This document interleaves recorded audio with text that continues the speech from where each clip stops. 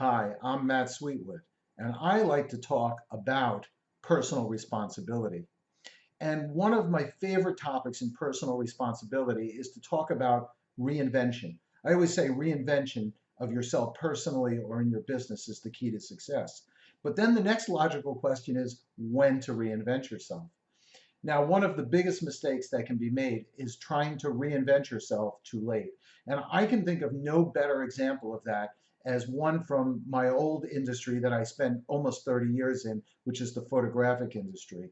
And I use the Eastman Kodak company as an example.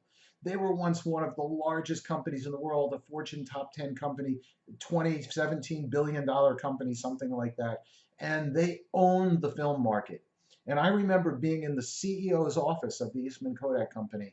It was in the mid 2000s. And they showed me a diagram of how they anticipated film would gradually decline over the next couple of years. Well, I will tell you that film fell off the map in 2008, almost went to zero, almost zero sales, from controlling the world to zero sales. The interesting note is that the Kodak invented the digital sensor and the digital camera, but they didn't want to introduce it because they were making so much money off of film.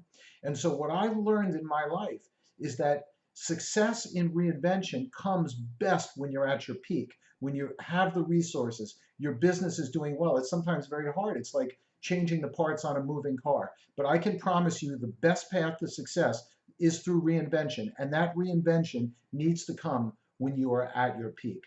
I'm Matt Sweetwood, and I hope today's tip helps your life and business be better.